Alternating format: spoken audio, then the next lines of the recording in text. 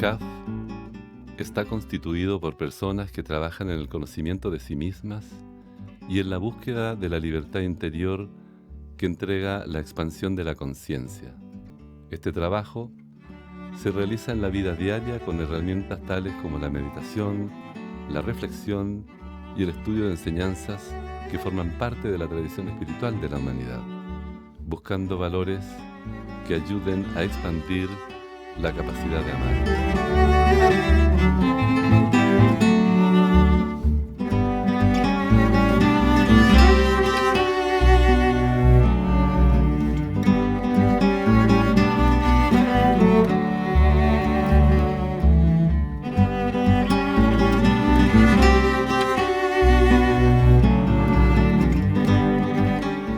Buenas noches, bienvenidos a Diálogos con Sentido y Esperanza.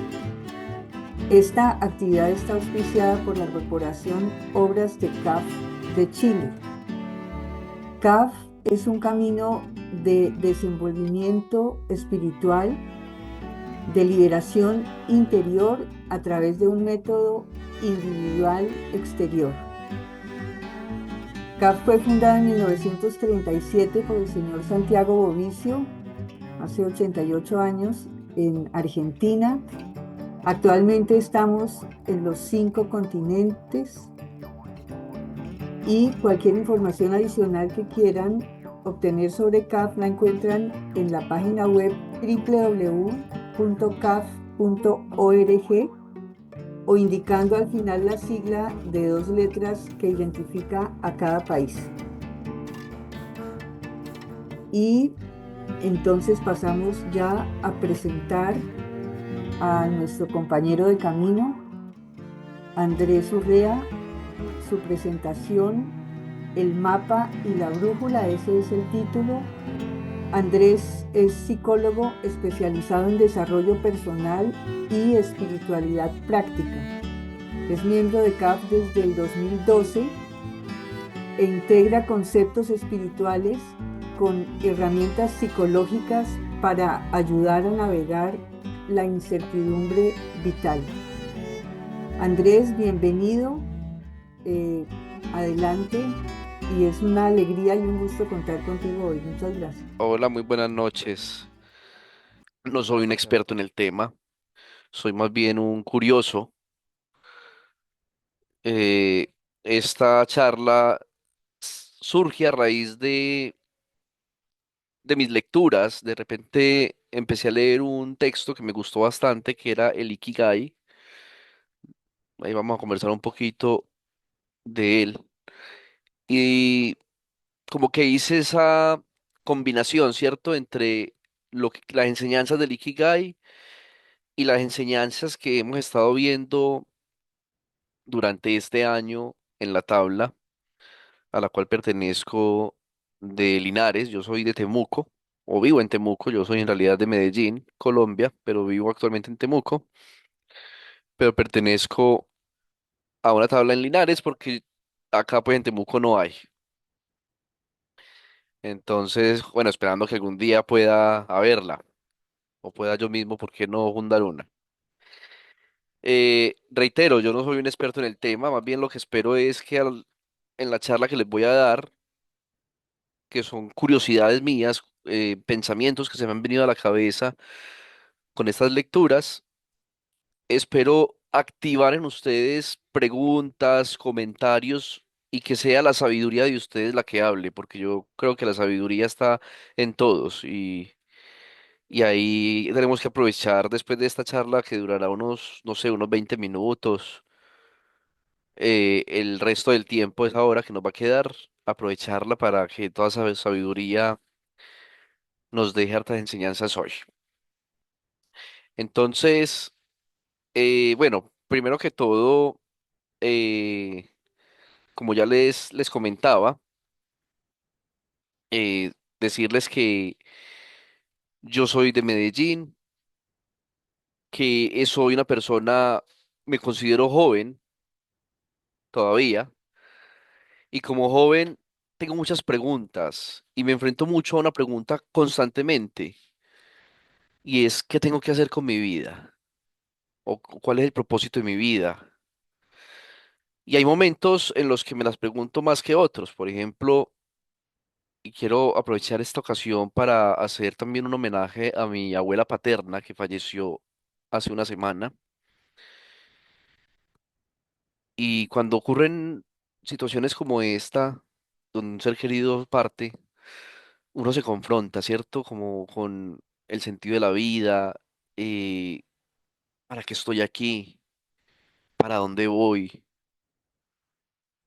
Hoy, por ejemplo, hablaba con mi tía y ella lloraba, ¿cierto? Después, o sea, igual es muy reciente, pero entonces ella lloraba y yo no se lo dije, pero yo preguntaba, si somos personas de fe, ¿por qué nos duele tanto perder a alguien? Cuando la fe nos debería de poner en un lugar, pienso yo, donde digamos, no, es que hay algo más, ¿cierto? O sea, no importa que haya muerto, allá nos vamos a encontrar en algún lugar, pero en realidad nos duele bastante. Pero más allá del dolor son esas preguntas. Y yo creo que vivimos en una cultura que nos está constantemente presionando, sobre todo, a tener un plan perfecto. Y, y eso yo creo que genera bastante ansiedad. Pero, ¿qué tal? Y ahí es donde yo me pregunto también, y va el foco de esta charla, si no se trata de encontrar un mapa o un camino rígido, sino algo flexible, algo donde nosotros nos dejemos llevar, y vienen ahí las ideas también de CAP, ¿cierto? Entonces es lo que quiero que exploremos hoy, ¿cierto? Dos ideas que son fundamentales. Y son fundamentales para poder navegar en este camino que es la existencia humana. Y yo le he llamado, por un lado, la brújula, una brújula que es interior y que surge pues a raíz de este texto que leí ya hace varios meses atrás, que es el Ikigai. Entonces esa brújula sería el Ikigai y el mapa, que es el mapa flexible, ¿cierto? Un mapa que es flexible porque nos muestra diversos caminos y caminos que se van abriendo. Es un mapa como mágico, porque tampoco es un mapa que ya esté hecho y están solo los caminos, no. Esto se van construyendo. Este mapa es un concepto que es muy de CAF y es la renuncia. Entonces, partamos pues con esta pregunta que suele aparecer en momentos de soledad o cuando, por ejemplo, un familiar nos cuestiona sobre nuestros planes o la vida misma nos hace cuestionarnos sobre nuestros planes. Nos sentimos perdidos en un mar de posibilidades y de expectativas. La sociedad constantemente nos está exigiendo encontrar una vocación única, un camino que sea infalible, y estamos por ello buscando como desesperadamente ese camino que sea objetivo, que sea detallado y rígido, cuando en realidad la vida real, no funciona de esa manera. Entonces hay que aprender a caminar, a transitar por esos caminos que son flexibles. Les quiero hacer una pregunta y es, ¿cuántos de ustedes en este momento sienten presión de tener un plan de vida perfecto o de no estar donde deberían estar? Pueden levantar la mano, pueden comentarlo. Basta con que digan yo, o si quieren comentar algo más, es válido. O si les ha pasado, porque puede que no en este momento, pero si en algún momento les pasó, si han sentido que no están donde deberían estar, o que sienten que tendrían que tener ese plan perfecto, ¿cierto? Como tener una vida planificada y perfecta. Bueno, ya por la edad, en este momento, por suerte, no estoy en esa situación, pero claro que sí, en la juventud. eh, ese cuestionamiento fue continuo y, digamos, estaba en el mundo laboral enrolada en la, digamos, necesidad de ser productiva y de responder por obligaciones, pero una parte mía también siempre anhelando hacer otras cosas. Yo entré tardíamente a la universidad, casi a los 30. Eso implicó romper con un esquema laboral y obviamente pues no fue fácil. El colectivo que me rodeaba pues literalmente pensó que estaba loca porque era renunciar a un buen cargo con un buen sueldo para irme a estudiar antropología. Entonces, pero sí, claro que lo he sentido y bueno, uno se va acomodando. Ya con los años, por fortuna, creo que uno va logrando mayor sabiduría y resonar mejor con su propio interior. Bien, muchas gracias, Marcela. Bueno, eso es una sensación universal. Cada uno la vivirá de su modo, ¿cierto? Pero es universal y precisamente es el punto de partida, pues, de esta charla, aunque ya partimos hace rato. Y entonces, hay dos herramientas que son fundamentales. Y yo les propongo, vuelvo y reitero, que en vez de tener un plan rígido, nos fijemos en estas dos herramientas. La primera es la brújula, que es el Ikigai. Este es un concepto japonés y ahí ya viene pues la definición, que se traduce como la razón para levantarse el día a día. Es tu razón de ser para levantarte, tu motivación para levantarte en la mañana y vivir. Es la fuerza que le da a uno una dirección, te da energía para seguir adelante. Eso sería el Ikigai. Y la segunda herramienta es el mapa flexible, que es la renuncia. Y bueno, aquí está mi chiquita, que hace unas semanas atrás yo le decía que si quería aprender sobre la renuncia. Justamente cuando escribía el artículo que, que llevó a esta charla, cuando le estaba escribiendo, mientras me venían ideas, ella estaba conmigo y le dije yo, hija, ¿quieres aprender sobre la renuncia? Y me decía que sí, que qué era y que tenía curiosidad. Ella está ahí dibujando, pero ella es muy inteligente y ella escucha y aprende. Así que me encanta que haya coincidido esta charla con el fin de semana con ella porque va a aprender. Algo que a ella también yo sé que le interesa. La renuncia. Y ustedes saben mejor que yo qué es la renuncia. Ustedes saben más. Algunos de ustedes tendrán más años incluso que yo en CAF. Este no es un mapa con calles fijas, sino la sabiduría para fluir con el terreno. Es el arte de soltar lo que uno no puede controlar, como diría la filosofía estoica, ¿cierto? El estoicismo, soltar lo que no se puede controlar. Y en ese sentido, adaptarse a lo que la vida le ofrece a uno, bueno o malo, si no lo quiere categorizar, pues como en esos términos.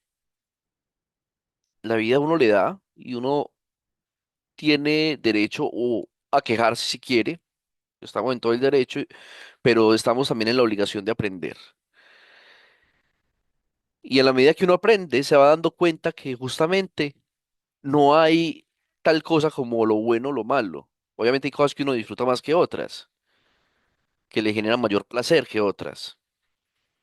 Otras que generan disgusto, que generan tristeza, malestar, pero que finalmente se convierten en lo que la vida te ofrece. Entonces, eso es la renuncia. La renuncia es darse cuenta uno de que si la vida te lo pone ahí es porque lo necesitabas, punto. ¿Y qué queda? Aprender de eso que te está poniendo la vida. Entonces, vamos a profundizar primero en este concepto, el Ikigai. No es algo que uno deba inventar, ¿cierto? Sino que es algo que tenemos que descubrir. Está escondido dentro de cada uno. Y por ende, que es muy curioso, es más fácil a veces mirar hacia afuera que hacia adentro. Es mucho más fácil. Así que cuando decimos que el Ikigai está escondido dentro de uno, para encontrarlo requiere paciencia, una exploración con mucha paciencia, porque no es fácil de encontrarlo. Cuando yo lo definí al inicio, parecía sencillo, pero en realidad no es fácil encontrarlo. Precisamente porque, reitero, es más fácil uno mirar hacia afuera, mirar modelos, mirar la vida del otro, cómo el otro vive, mirar el consejo que te tienen, pero mirar hacia adentro y aprender de lo que hay adentro, la sabiduría interna, eso es mucho más complejo. Entonces aquí la mejor pista para uno poder encontrar el Ikigai sería identificar los momentos en los que se entra en un estado de fluir y lo llama el mismo texto de Ikigai, lo llama flow, que sería el fluir. Y es un estado, digámoslo así, como mágico, en el que se está inmerso en una actividad que simplemente como que va y viene, como que desaparece. No sé si me hago entender. Es decir, el Ikigai no tiene que ser una gran misión, algo grandioso, algo muy vistoso, algo que te haga cambiar el mundo, sino algo que te da felicidad, algo que es profundo, significativo para la vida de cada uno. Y eso se descubre es cuando realmente uno es capaz de decir, esto me hace feliz, esto me mueve todo, por esto lo doy todo. Pensemos en el fluir. Sí, pensemos aquí y les quiero hacer otra pregunta para que sigamos haciéndolo interactivo.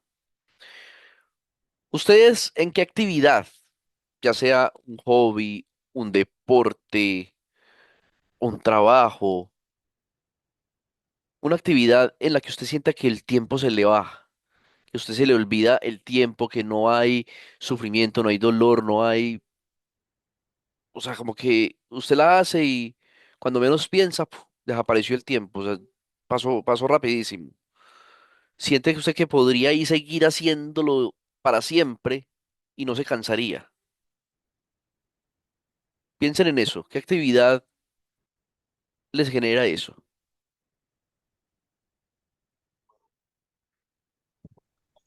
A mí trabajar con las plantas, meter las manos en la tierra, verlas crecer, cuidarlas, el contacto con la naturaleza para mí es algo maravilloso.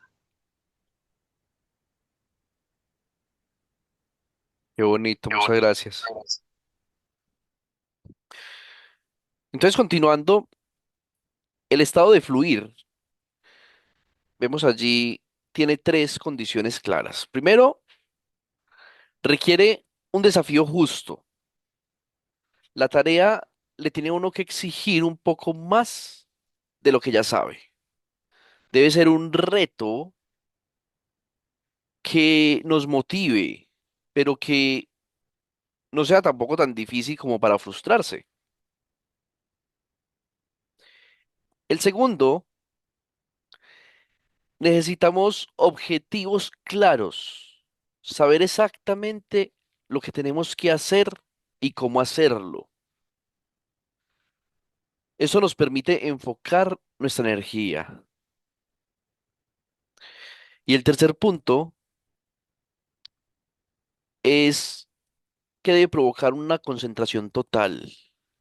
Allí nuestro ego se diluye y nos fundimos con la tarea, con la actividad, ¿cierto? Con eso que ustedes acaban de mencionar. Allí no existe ni pasado ni futuro, solamente existe el presente, que es una de las bases también de CAF, ¿cierto? Vivir el momento actual, el momento presente. De esta parte, tener un Ikigai es, es algo muy poderoso, por supuesto, pero también tiene una trampa, y es que si nosotros nos aferramos a él, sí, si nos obsesionamos, que somos, bueno, desde la psicología, que es mi profesión, se sabe que también esas actividades, por ejemplo, mencionaban allí el trabajo, ¿sí?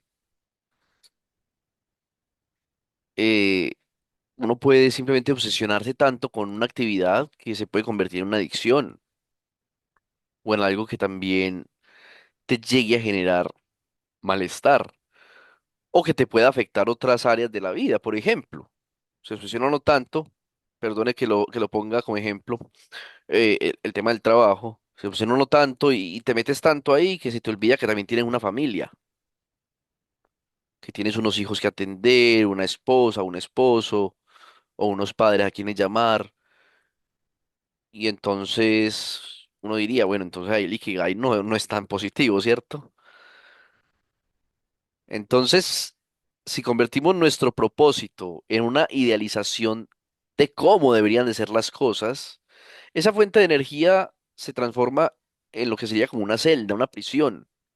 Creamos un guión perfecto en nuestra mente, ¿cierto? Esto es lo ideal, esto es lo que me gusta y es perfecto y no necesito más, pero en realidad empezamos a sufrir, ¿sí? Porque esto se convierte en algo caótico y yo diría también que impredecible, ¿sí? Porque en realidad nos hace pasar mal y afecta a otras áreas. Sí, cuando pensamos esto no debería estar pasando, ya empieza la frustración. Nos sentimos allí frustrados. Hay una frase eh, dentro del texto, pues que no sé si Franklin lo habrá compartido con todos y todos lo leyeron. Yo lo subí a LinkedIn, si no después se los voy a compartir. eh, que decía, sufrimos no por la realidad, sino por el guión perfecto que teníamos en la mente. Miren qué potente esa frase. Sufrimos no por la realidad, sino por el guión perfecto, y pongámoslo entre comillas, que teníamos en nuestra mente. ¿Qué les evoca a ustedes esa idea?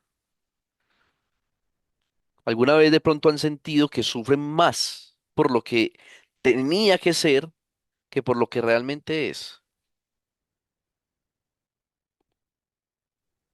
Sí, yo a veces he sentido eso, como que en algunos momentos he sentido que me he demorado años en llegar a un lugar porque estaba todavía en otro, como en otro paisaje, en otro lugar, y de repente como sentir, hoy me he perdido todo esto, y sentirlo tan mío como lo otro. Como que igual estaba como con una nostalgia, para que se entienda, yo llegué como a los 8 años a la región metropolitana y venía como de una zona que era como más pueblo, agrario, bosques, ríos, esteros. Entonces como que me he demorado mucho, y el otro día me lo dije, me he demorado mucho en llegar acá, a la región metropolitana de Chile. Que es más cemento y todo eso, y está bonito como allá. Ya. Hay un antídoto para esto. Y bueno, el texto de Ikigai lo menciona así, el wabi sabi. Entonces, si la idealización que mencionaba hace un momento, digamos, es el veneno, este sería el antídoto, ¿cierto? Es otro concepto también japonés. De hecho, yo no sé cómo se pronuncia, yo lo estoy diciendo solamente como se escribe. Si tiene otra pronunciación, ahí me disculpan. Pero este concepto nos invita a encontrar la belleza en lo imperfecto, lo efímero y lo que es incompleto. Piensen, por ejemplo, en una taza de té que está rota o agrietada, no rota, está agrietada. La imperfección que tiene esa taza de té cuenta una historia, le da un carácter único. Así es la vida. Sí, las cicatrices que tenemos cuentan una historia. La vida es hermosa, no por las grietas que tenga, o por los defectos, sino justamente gracias a ellos. Eso es lo que le da la belleza a la vida. Uno quisiera que todo fuera un ideal, que uno nunca sufriera, que todo fuera eh, alegría, satisfacción, pero resulta de que también esos momentos que nos han hecho sufrir, que nos han generado dolor, que nos han hecho enojar, también nos han construido, nos han hecho quienes somos. Y en el momento, obvio, claro, en el momento que usted está sintiendo una gran tristeza o tiene rabia, pues no es agradable. Pero después, cuando miras hacia atrás, cuando ya eso ha pasado, tiempo después y miras hacia atrás y te das cuenta del aprendizaje que hubo a raíz de eso y de la persona en la que te has convertido a raíz de eso, claro, siempre y cuando seas una persona que está en un constante crecimiento, en una constante toma de conciencia,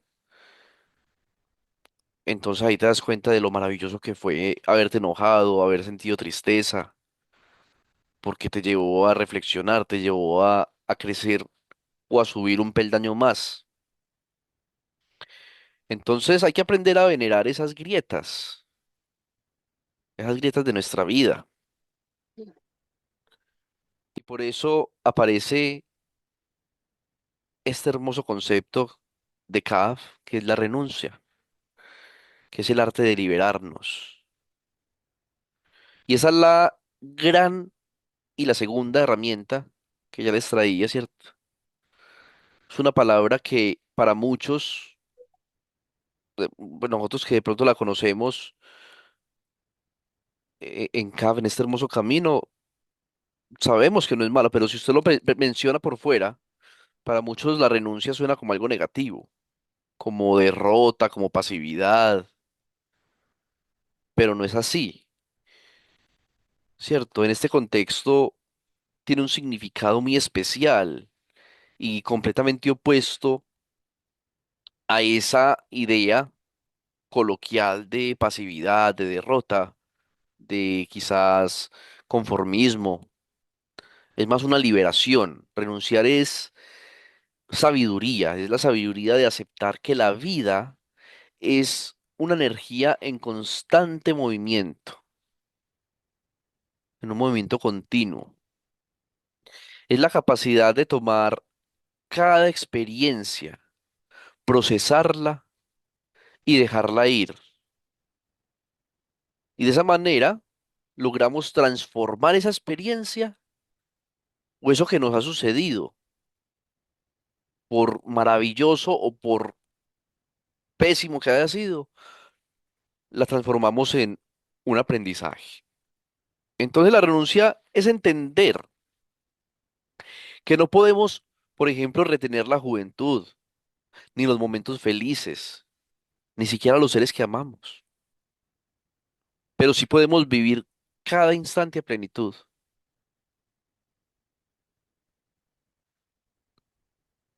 Yo quiero contarles una historia que quizás algunos la conozcan, que para mí ilustra bastante bien lo que es la renuncia.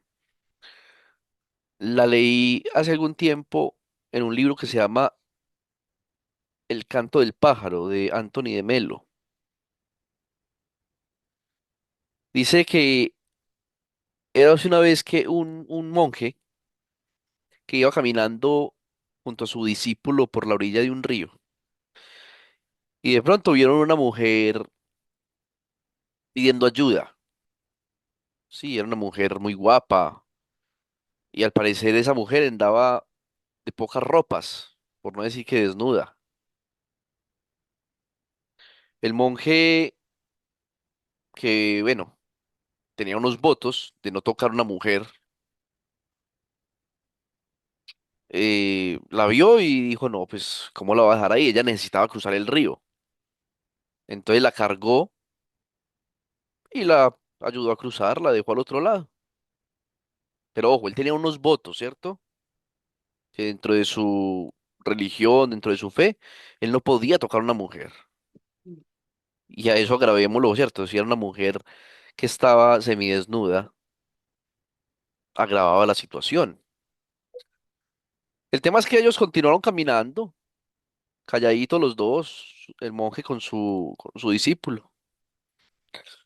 Cuando más adelante el discípulo no se pudo contener y le recriminó al maestro.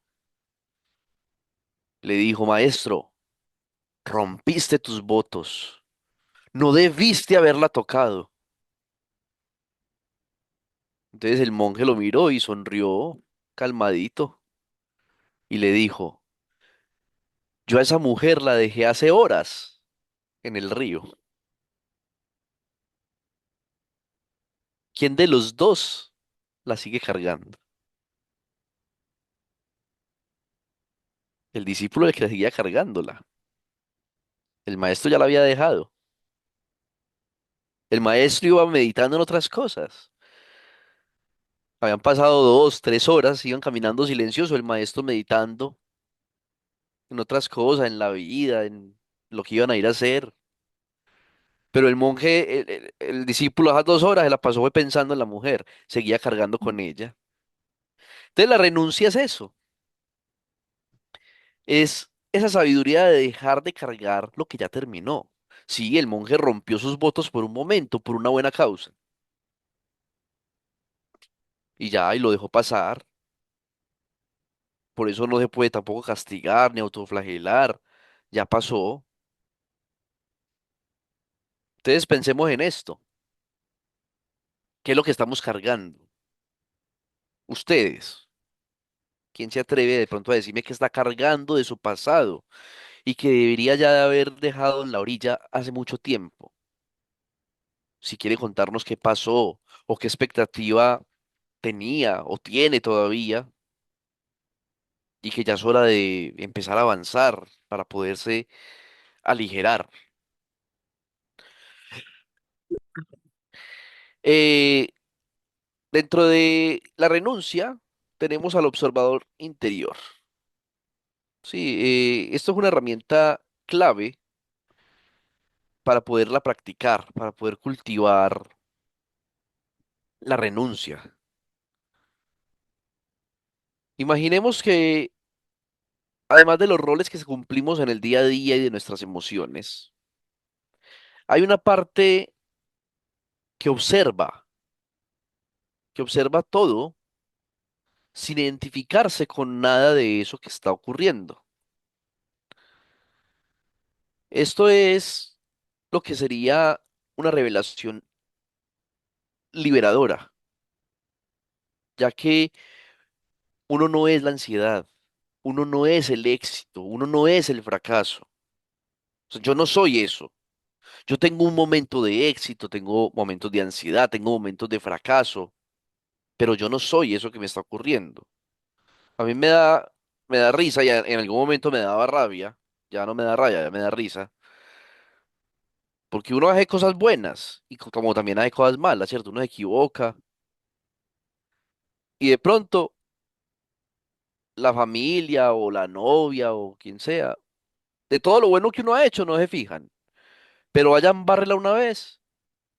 Y es que usted es así, es que usted es muy malo por esto. Entonces, bueno, les digo, a mí me daba rabia, sobre todo con la mamá de la hija mía mayor, yo me acuerdo, porque me juzgaba y era ese juicio. Y es que usted es esto, pero por una cosita mala que había hecho. Y no veía todo lo bueno que yo hacía. O con mi mamá. Yo iba todos los días, lavaba mi platico, en el que comía, mi tacita. Nunca dejaba eso sucio. Y un día de pronto me olvidó, es que usted siempre deja eso sucio, usted nunca lava un plato. Ah, eso sí que me molestaba, me cargaba, como decimos aquí en Chile. Y no, uno no es eso. Uno simplemente tiene momentos de fracaso, de éxito, ¿cierto? Entonces, nosotros somos una conciencia silenciosa, o tenemos una conciencia silenciosa que está presenciando todo lo que ocurre, y ese es el observador interior. Desde ahí, desde ese centro, que es un centro de calma, es de donde podemos recuperar esa idea muy cristiana, pero que aplica también en todo del libre albedrío, ¿cierto? De poder elegir. Elegimos la respuesta que podemos dar ante la vida, desde ahí, desde el silencio. Entonces no somos víctimas de nuestras propias reacciones, sino que si acertamos bacano y si no, también observamos y elegimos. Elegimos cuál es el próximo paso a dar. Entonces, ¿cómo funcionan, para que ya vamos cerrando, cómo funcionan juntos estos dos conceptos de, les recuerdo las dos herramientas, ¿cierto? El Ikigai y la renuncia. El Ikigai como concepto japonés, la renuncia un concepto de Kaf, que no son opuestos, ojo, no son opuestos. Acuérdense que el Ikigai, decíamos, si uno se obsesiona mucho, pilas ahí, ¿cierto? Entonces ahí viene también la renuncia. Y con la renuncia es observador interior. Entonces ellos son como compañeros de un baile, ¿sí? Donde tienen que estar sincronizados, el Ikigai y la renuncia. Porque el Ikigai es el porqué, es como la estrella polar, es ese punto de luz fijo que nos da una dirección que es inquebrantable, ¿cierto? Nos pone ese objetivo, nos traza ese norte. Y la renuncia es el cómo, es el arte de la navegación, la habilidad de leer en ese océano o en ese mapa que no tiene en realidad caminos, sino que uno los va construyendo. Y lo hacemos con todo lo que hay inmerso en ese camino. Tormentas, momentos de calma. Entonces, en la medida que vamos avanzando, la renuncia nos permite ajustarnos al camino, nos permite ir modelando ese tránsito que vamos a hacer, ese mapa. Ajustamos el rumbo, momento a momento. Y el hecho de que lo estemos ajustando no significa que perdamos de vista la estrella. Por eso es importante pensar en que el Ikigai es la estrella, porque usted puede tomar el camino A, camino B y se puede desviar, pero mira hacia el cielo y ahí sigue la estrella. Usted no pierde su estrella, usted no pierde el rumbo, simplemente transita otros senderos. Friedrich Nietzsche, no sé si lo pronunció bien, decía que quien tiene un porqué para vivir puede soportar casi cualquier cómo.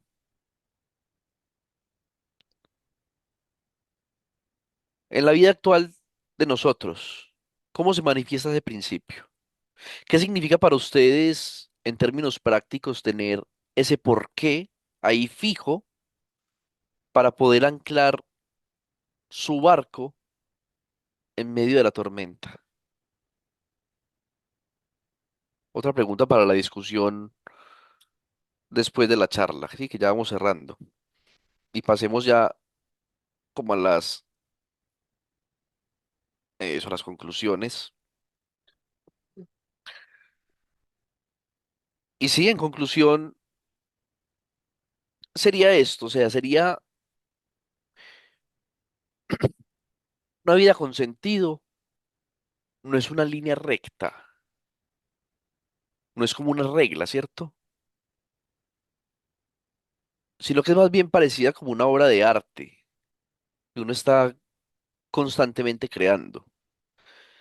Es esa pintura que está llena de pinceladas, de colores inesperados, de borrones, de correcciones, pero que todo eso en conjunto crean una pieza única.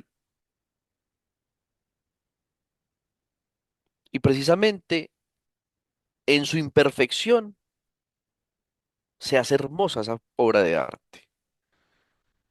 Es lo imperfecto lo que lo hace hermoso. Entonces yo les invito y me invito a mí mismo, porque yo también estoy en constante crecimiento y créanme que yo aunque haya reflexionado estas cosas, me sigo equivocando y lo voy a seguir haciendo y voy a caer en los mismos errores. Y entonces ahí es donde dice uno, predica pero no aplica. No, predico y trato de aplicar, trato. Y a veces lo logro, otras veces no tanto. Pero entonces yo nos invito a todos nosotros. Invito por aquí a mi pequeñita Lucy, que está aprendiendo y que está apenas creciendo, a abrazar esta dualidad del Ikigai, buscar con pasión nuestro sentido, eso que me apasiona, que me gusta, que me mueve, pero cultivarlo con serenidad, con esa serenidad que me brinda la renuncia. Y por último, tomémoslo con calma. Eso sería el mensaje pues ya como final, tomarlo con calma, porque es que no hay necesidad de correr. El camino del autodescubrimiento en CAF, en psicoterapia, y me doy cuenta ayer nada menos atendí a un paciente que me dio tres cachetadas ahí en medio segundo, porque veníamos trabajando algo y de pronto, por una parte, algo que le había puesto yo de tarea, no lo hizo, pero no lo hizo y fue mucho mejor que no lo hubiera hecho que a que lo hubiera hecho, a pesar de que yo venía insistiendo hace meses que lo hiciera. Y de repente ya como que no, Andrés, no lo hice. Y vimos el porqué y menos mal que no lo hizo. Yo dije, hermano, ¿sabe qué? La estamos embarrando. Usted por no haberlo hecho, gracias a Dios no lo hizo, porque usted se está haciendo responsable. Eso por un lado. Y por otro lado, no, me trajo un problema más que ahí estoy todavía con el dilema. Pero ¿a qué es lo que voy con esto? Hay que tomarlo con calma. Uno todos los días se está conociendo. Y yo le decía ayer a él, el problema, hermano, es que uno entre más se conoce, menos se conoce. Y entre usted más se conoce, más se da cuenta que tiene mucho por conocer. Usted como que usted va subiendo un peldaño, ¿cierto? Usted dice, ya voy a subir esta montaña, ahí está la cima. Esto es lo que subir esta montaña es mi autodescubrimiento. Y la subís y te das cuenta que detrás de esa montaña hay un Everest. Hijo de madre, ¿qué hago? Hay que seguir escalando. Y de pronto detrás de ese Everest hay una luna o yo qué sé, un sol. Y hay que seguir y seguir y ese es el autodescubrimiento. Es un camino largo. Pero bien decía por ahí un proverbio, y se los voy a leer, que ahí está. Caminando despacio se llega lejos. Cuando dejamos atrás las urgencias y la prisa, el tiempo y la vida adquieren un nuevo significado. Tómatelo con calma. Y ahora sí, para finalizar, no sé si tengamos tiempo. Hay una pregunta que casi todo el mundo se Ahí hace. sí. ¿Cómo encontrar el rumbo en la vida? Seguro que más de una vez nos ha saltado por la noche o en una comida familiar. Es que parece que hay que tenerlo todo claro, un plan perfecto, y eso genera muchísima ansiedad. Pero, ¿y si la clave no fuera un mapa rígido? ¿Y si se tratara de aprender a usar dos herramientas? La primera, una brújula interior, el Ikigai, y la segunda, un mapa flexible, la renuncia. Aquí está la paradoja, buscar el propósito con fuerza, pero a la vez tener la sabiduría de soltarlo. Hablemos de la brújula, el Ikigai. Es literalmente la razón para levantarse por la mañana. Y una pista para encontrarlo es buscar esos momentos en los que el tiempo vuela, cuando estamos en flow. Estas tres condiciones para fluir son las que nos ponen en la pista de nuestro verdadero propósito. Pero ojo, que un propósito muy fuerte también puede convertirse en una trampa si se vuelve demasiado rígido. El problema llega con la idealización. La realidad, claro, casi nunca encaja con nuestro guión perfecto. El antídoto a esto es el Wabi Sabi, el arte de encontrar la belleza justo en la imperfección. Y esto nos lleva al mapa flexible, la renuncia. Que no es resignarse, es liberarse. Una forma de practicarla es cultivar un observador interior, esa parte de nosotros que solo mira, sin juzgar. Así que el Ikigai es nuestra estrella polar. La renuncia es sencillamente el arte de navegar. Ya lo decía Nietzsche, quien tiene un porqué puede soportar casi cualquier cómo. Esa es la idea. Y todo esto se apoya en otra idea clave, Ichigo Ichie. Cada momento es único e irrepetible. Entonces, queda claro. Una vida con sentido no es una línea recta perfecta y sin desvíos. Es más bien como una obra de arte, ¿no? Valiosa y bella precisamente por su imperfección. Para recorrer este camino hace falta paciencia. Como dice el proverbio, caminando despacio se llega lejos. ¿Y si la clave de todo fuera simplemente eso, bajar el ritmo y disfrutar de verdad del viaje?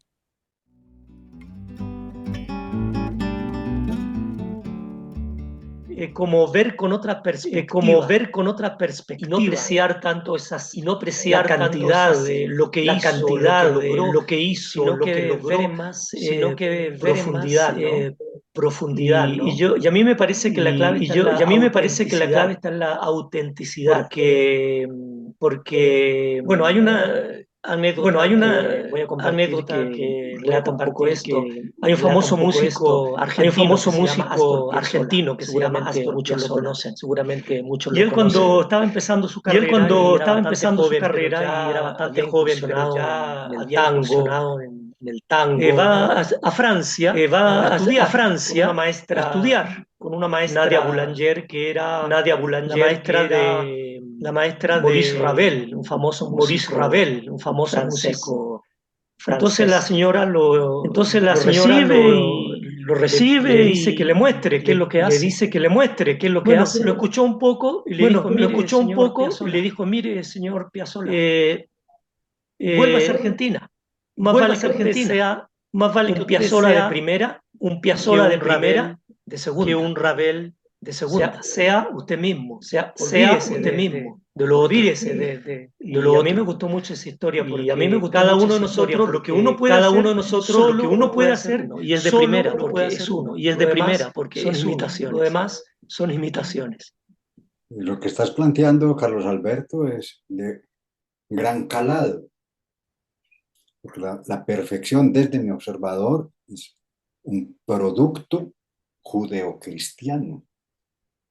Desde los griegos las órbitas celestes eran círculos, cuando se descubre que eran en elipse, qué horror. Aquí tenemos un supermercado de estrato 25, donde venden frutas, por ejemplo, los cítricos que traen de California. Todas tienen el mismo diámetro y el mismo color, ¿no? Bueno, ya hay un movimiento aquí para comprar fruta natural y se distingue la naranjita porque no todas tienen el mismo diámetro. Así que ese cuento de la perfección realmente es un cuento y puso a toda la humanidad, reforzada por la sociedad de consumo, a perseguir y a caer en idealizaciones. Y hay otra cosa más de fondo con esa idea de perfección, y es que la perfección, para que algo sea perfecto hay que compararlo con un modelo. Cuando yo quiero ser como el modelo, estoy desconociendo mi singularidad. Y eso no crea sino ansiedad, no crea sino depresión. Por eso la sociedad occidental, bueno, es experta en producir suicidas, porque no se da la oportunidad de que cada uno sea, sino que nos tenemos que asemejar a un modelo y encajar. Yo siempre pongo el ejemplo del guante, es como tratar de que el guante que se hizo para otro a uno le calce perfectamente. Así que valido totalmente lo que dijiste, Carlos Alberto. Por ahí es la cosa y es muy profunda. Recuerdo un amigo que comentaba o invitaba a la gente a que descubriera, a que manifestara su propio modelo. Y siempre reivindicaba ese esfuerzo. Decía, mire, usted juéguesela en la vida para lograr llegar a ser su propio modelo, así resulte espantoso. Entonces, creo que tenía toda la razón, porque, o sea, ser fiel a uno mismo, pues qué mejor ikigai realmente, qué mejor sentido de la vida puede uno encontrar que llegar a ser quien uno es, tal como es, ¿sí? Pero para eso hay que explorar. Entonces, uno tiene que explorarse y irse aproximando, rodeando su centro conectando su centro y permitiendo que aflore eso que lo hace a uno vibrar y que uno podría ser feliz y dichoso sin que le paguen, eh, haciendo horas extras como esos ejemplos que se ponían, eh, con plenitud total. Dicen que la gente que más sufre al morir, que más le cuesta soltarse, digamos, lo que la detiene no es lo que hizo mal, no fueron los errores que cometió, nada de eso. La gente que se demora en soltarse, eso lo estudió Elizabeth Kubler-Ross, pero también otras personas han profundizado en eso, y dicen que la gente que más sufre y le cuesta soltarse ante la muerte es la que siente que se falló a sí misma, que se traicionó a sí misma, que no hizo lo que quería haber hecho, que no dijo lo que quería haber dicho. Y ya ante la muerte, pues ya es tarde. Y como la muerte siempre llega temprano, creo que siempre nos va a parecer que se adelantó. Oiga, qué potente eso del propio modelo. Me encanta porque, bueno, me quedo con lo que dijo Arturo, que definitivamente estamos muy acostumbrados, muy mal acostumbrados y creo que de ahí que sea tan difícil, como decía al inicio en la charla, que sea tan difícil mirar hacia adentro, es más fácil mirar hacia afuera, pero no, quizás no es porque sea difícil en realidad, sino porque nos hemos acostumbrado tanto y lo tenemos tan arraigado el mirar hacia afuera que no sabemos cómo mirar hacia adentro. Entonces ahí donde yo decía, es más fácil mirar esos modelos, ¿cierto? Eh, y, y justamente yo creo que uno tiene que apuntar, bueno, por un lado, claro, hacer su propio modelo, a mirar hacia adentro y sin preocuparse por lo externo, porque finalmente, y ahí me quedo también con lo último que tú decías, eh, son Eric Erickson, que plantea 8 etapas en el ciclo vital. La última que es ya en la adultez tardía, ¿cierto? La vejez, de 65 años en adelante. Él dice que se da por 2 vías, ¿cierto? O sea, él toda la va a plantear como en una dualidad, donde aparece el lograrlo de manera correcta o bien, satisfecha o insatisfecha. Y eso lo llama estadio, ¿cierto? Y este estadio es la integridad contra la desesperación. Y uno logra esa integridad justamente cuando se ve ya de cara a la muerte, porque eso de hecho lo he estado mencionando mucho con mis estudiantes últimamente porque estoy dando un curso de psicogerontología. Entonces, justamente les decía eso, o sea, llegamos a ese punto donde, o sea, si tengo 20 años, si tengo 30 miro hacia adelante y todavía puedo pensar en un proyecto de vida, ¿cierto? Todavía puedo plantearme metas. Y no estoy diciendo que una persona de 65 años no lo pueda hacer, pero, pero evidentemente ya uno se ve de cara es justamente la muerte. Uno ya lo que ve ahí es la muerte. Uno ya empieza a ver que los amigos están muriendo, la familia.